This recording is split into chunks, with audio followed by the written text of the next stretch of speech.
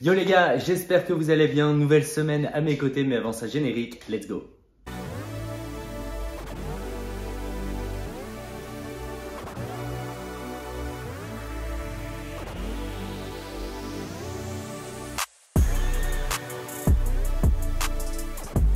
Bon, déjà un grand merci à toutes les nouvelles personnes qui se sont abonnées à la chaîne. On est 770 si je ne dis pas de bêtises. Donc c'est un truc de fou puisqu'il y a eu un gros pic sur la chaîne. Donc bienvenue aux nouveaux. En un mot, l'idée de cette chaîne, c'est que vous puissiez retrouver toute ma prépa pour l'Ironman et que moi aussi d'ailleurs je puisse la retrouver. L'Ironman de Nice qui aura lieu le 16 juin prochain. Entre temps, il y a plein de petites étapes intermédiaires. Il y a eu le marathon de Paris. D'ailleurs, un grand merci pour vos retours puisque j'ai eu un peu plus de 3500 vues. Alors que la vidéo n'a même pas une semaine. Franchement, ça fait trop plaisir. Donc, merci du soutien. Énormément de commentaires, énormément de bons conseils, notamment sur les crampes que j'ai eues. Donc ça, franchement, ça fait plaisir de voir qu'il y a une communauté qui est soudée. Donc voilà, gros kiff. Le marathon de Paris est fait. Prochaine étape, si je ne dis pas de bêtises, le 18 mai, je serai sur le triathlon taille L de Compiègne. Donc, pour rappel, les distances, c'est en gros 2 km de natation, 90 km de vélo et 21 km de course à pied.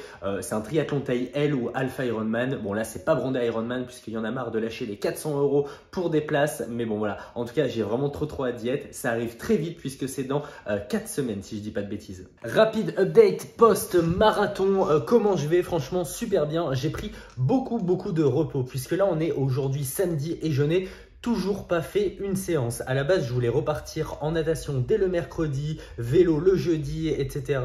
Course à pied, je l'avais vraiment oublié pour la première semaine puisque là, c'était mon 4e marathon Paris et je sais de par ma petite expérience que impossible pour moi de repartir, que ce soit psychologiquement ou même physiquement. Je pourrais me pousser forcément, mais j'ai pas envie. Je préfère que mon corps récupère à 100%. D'ailleurs, super important sur la récupération post-marathon, n'oubliez pas que ce n'est pas parce que vous n'avez plus de courbatures que vous êtes 100% remis sur pied. C'est important de comprendre que le choc qu'a eu le corps pendant 42 km, eh bien, ce n'est pas parce que les courbatures ont disparu que vos muscles sont entièrement réparés, si je puis dire. Il y a encore plein de micro-déchirures. C'est pour ça qu'il faut prendre le temps pour la récupération et pas vouloir repartir trop vite. Pour moi, c'est aussi un petit peu compliqué puisque j'ai des grosses échéances qui arrivent rapidement. Donc, j'avais pris 4 jours avant le marathon totalement off. Là, on est à mon 5e jour totalement off post-marathon.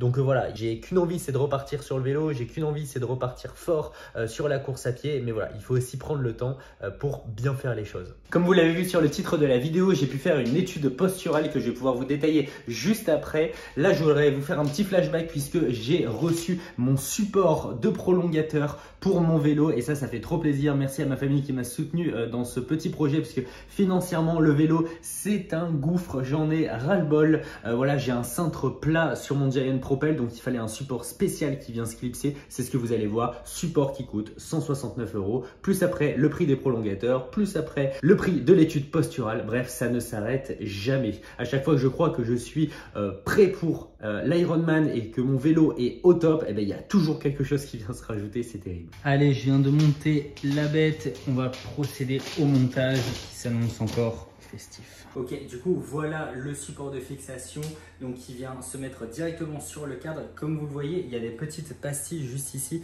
qu'on peut enlever en fonction de la hauteur qu'on souhaite et ensuite le prolongateur il vient se mettre juste ici. Donc là, ça va venir se clipser directement sur le cadre. Tac, comme ceci. Et derrière, on a simplement une vis à l'intérieur et à venir visser. Tac. Là, je ne vais pas le fixer réellement puisque devant j'ai l'étude posturale. Il va pouvoir me le remettre comme il faut puisque là, ça ne sert à rien que je le mette un petit peu trop à gauche, un petit peu trop à droite. C'est lui demain qui va me le fixer pour que ce soit parfait pour moi. Derrière, après, moi, je n'ai plus qu'à mettre les supports. Donc, juste ici, avec le petit coussinet. Et après le coussinet, le prolongateur qui vient s'appliquer dessus. Et moi, je n'ai plus qu'à mettre. Hop, comme ça, après, on est posé sur nos prolongateurs. Et voilà, c'est presque terminé, mais le plus gros du taf est fait. Là, il ne me reste plus qu'à mettre la mousse. Mais la mousse, en gros, ça s'enlève.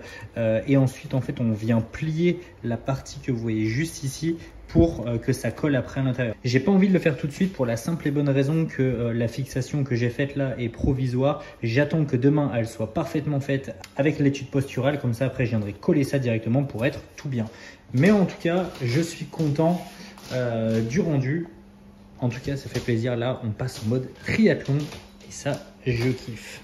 Oula, là d'ailleurs, on voit qu'ils sont pas du tout droits, mais c'est pas grave, on va régler ça demain. Juste une petite anecdote, si je vivais seul, voilà à peu près où irait le Giant Propel dans l'appartement. Ça serait pas magnifique les gars, franchement? Non, c'est mort.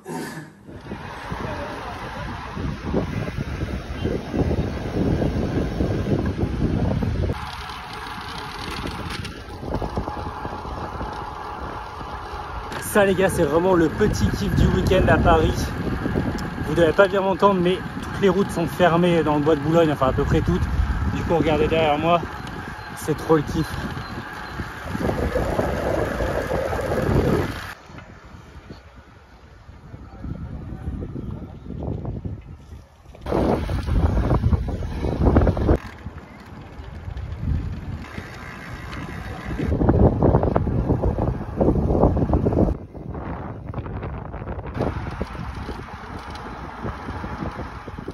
Yo les gars, je vous retrouve pour la suite et fin de cette vidéo avec des nouvelles qui ne sont pas bonne. Laissez-moi vous recontextualiser très simplement, mais là on est à J+7 du marathon de Paris et en fait à J-7 du marathon de Paris, donc il y a maintenant 15 jours, j'ai effectué ma dernière sortie de vélo où j'ai effectué à peu près 110 km. Cette dernière sortie, j'avais des douleurs qui étaient assez importantes au niveau des cervicales et sur les côtés de mon genou et ça a été vraiment très difficile sur la fin, notamment sur la douleur à côté du genou puisque c'était un peu trop intense et vraiment pas agréable du tout. J'ai mis toute cette douleur sur le compte d'une mauvaise posture sur mon vélo et c'est pour ça que j'avais pris rendez-vous pour une étude posturale que j'ai effectuée hier. Si je reviens quand même après ma longue sortie de vélo où j'ai eu vraiment mal, 24 heures après, clairement mes douleurs, notamment au niveau du genou, avaient totalement disparu. J'ai pu effectuer le marathon de Paris sans aucune douleur pendant la course et après la course. Donc clairement j'avais totalement même oublié cette douleur sur le côté du genou. Pour régler tous ces petits problèmes, j'avais pris rendez-vous du coup hier pour une étude posturale chez Triathlon Store que je vous recommande à 100%. J'ai été accompagné par Damien pendant 2h, 2h30 même. Franchement, il m'a donné énormément de conseils, que ce soit sur la partie vélo, sur la partie posture et même pour l'Ironman de Nice puisqu'il a pu le faire. Il a pu me donner plein de conseils que je vous partagerai au fur et à mesure des vidéos puisque là, c'est pas l'objectif. L'étude posturale avec Damien, c'est super bien déroulé. Je vous mets quelques rushs à l'écran. Bon, c'était un petit peu dommage puisque je vous ai pas filmé énormément de rushs puisque à l'intérieur, c'était pas forcément très beau puisque ils sont en fin de travaux. Donc voilà, ils avaient réouvert des créneaux. Moi, j'avais besoin d'un créneau entre guillemets un petit peu en urgence par rapport à mes douleurs. Donc j'ai pu être accompagné à cet endroit-là. Mais bon, le local n'était pas fini, donc c'était pas forcément hyper beau de vous filmer tout ça. Pour ceux qui ne savent pas, une étude posturale, ça permet d'avoir du coup, comme son nom l'indique, la bonne posture sur son vélo. Il y a toute une petite batterie de tests qui sont effectués sur le vélo lui-même, des mesures qui sont prises sur notre corps, le réglage des cales sous nos chaussures, bref, tout un tas de petites choses mais qui ont une importance qui est juste énorme dans la posture et derrière quand on roule. À la suite de cette étude posturale, je suis rentré chez moi avec le vélo et franchement, effet placebo ou pas, je me sentais super bien. En plus, j'avais mes prolongateurs qui étaient posés et ça, mais quel régal, je les attendais depuis un moment. Je vous filmerai ça dans les prochaines vidéos, mais franchement, c'est un gros kiff. Maintenant, on arrive au cœur du problème. Hier, du coup, je suis allé faire une sortie de vélo. Je suis parti à Longchamp puisque je savais qu'il fallait pas que je m'envoie trop fort étant donné qu'on est à J+7 du marathon. En plus de ça, je venais de faire une étude posturale. Le corps aime pas trop le changement, donc je préfère y aller vraiment progressivement. J'ai à peu près 20 minutes pour aller à Longchamp et franchement des super sensations, aucune douleur au niveau des cervicales, pas de douleur au genou, donc franchement je me dis parfait. J'arrive du coup sur l'anneau de Longchamp, je commence à rouler un petit peu et là, petite alerte. Au niveau du genou, sur le côté, je sens la douleur qui arrive petit à petit. J'ai pensé que c'était un petit peu psychologique au départ et au fur et à mesure des tours que j'ai pu faire, la douleur elle était croissante, ça commençait à me faire de plus en plus mal. Donc j'ai pris le parti d'arrêter ma course, de rentrer chez moi. Même le retour, il a été vraiment dans la douleur puisque c'est vraiment le mouvement de rotation qui me fait mal sur le côté du genou, plutôt côté ligament et tendon, donc vraiment pas une douleur agréable. Mais ce qui est assez fou, c'est que je suis rentré chez moi et à peu près une heure après, je n'avais plus mal. Bref, maintenant que je vous ai expliqué tout ça, c'est quoi la suite par rapport à cette douleur? Franchement, je n'en sais rien. Je suis hyper frustré puisque ça faisait du coup 15 jours que je n'avais pas fait de vélo suite à la douleur. J'ai effectué l'étude posturale pendant le marathon et après le marathon, comme je vous l'ai dit, aucune douleur. Et là, en fait, je remonte sur le vélo et au bout de 30 minutes, la douleur elle revient et vraiment c'est une douleur qui est pas soutenable quand on est sur le vélo. Donc là en début de semaine je vais rappeler Triathlon Store pour pouvoir échanger avec Damien et voir s'il a des conseils, mais là grosse période de doute quand même puisque on est à 4 semaines du triathlon taille L de Compiègne, je suis à 9 semaines de l'Ironman de Nice. Là je suis censé envoyer les watts sur le vélo comme un cochon, je suis censé travailler que des bike and run sur cette dernière partie de prépa et le fait est que si je ne peux pas faire de vélo, je ne sais pas comment je vais faire. Donc déjà, si vous avez des conseils, franchement hyper preneur. Si vous avez des recos de personnes à aller voir, professionnels, kiné, ostéo, etc., je suis preneur aussi. Je mets la communauté à contribution. Décidément, cette prépa Ironman m'en fait voir de toutes les couleurs psychologiquement et physiquement. Il y a quelques semaines, j'étais en arrêt pendant 8 jours à cause d'un problème au niveau du cœur qui a totalement disparu et je suis reparti plus fort que jamais. Et là aujourd'hui, nouveau petit problème au niveau du genou et clairement je ne sais pas du tout où je vais avec cette histoire. Il y a une dernière réflexion que je voulais partager avec vous, c'est est-ce que je ne dois pas changer de vélo tout simplement, si je puis dire. Pourquoi je pense à ça? Parce que des fois j'ai l'impression que ce Giant Propel il est trop exigeant par rapport à mon niveau.